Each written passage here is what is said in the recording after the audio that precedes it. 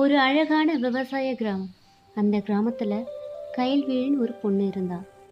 அவளுக்கு கன்றுக்குட்டி என்றால் மிகவும் பிடிக்கும். அந்த கன்றுக்குட்டியின் மீது அதீத பாசம் வைத்திருந்தாள்.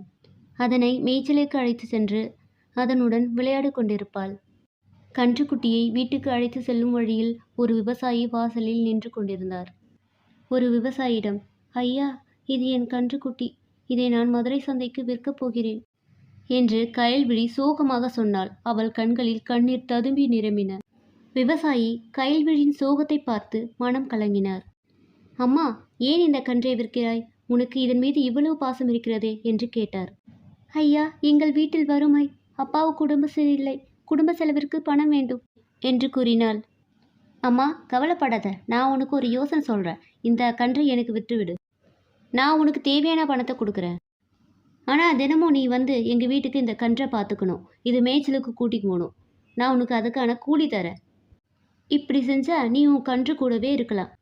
உன் வேலைக்கான கூலியை நான் தந்து விடுகிறேன். உன்னோட குடும்பத்துக்கும் ஹெல்ப் பண்ணலாம். கயல்விழிக்கு இந்த யோசனை பேரானந்தத்தை ஏற்படுத்தியது. உடனடியாக சம்மதித்தாள்.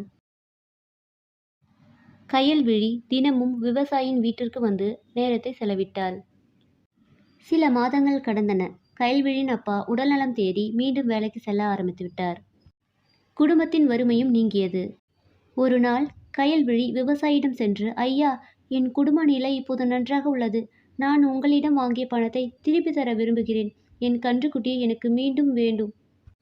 விவசாயி புன்னகையுடன், கயல்விழி, நான் உனக்கு இந்த கன்றை விற்கவில்லை.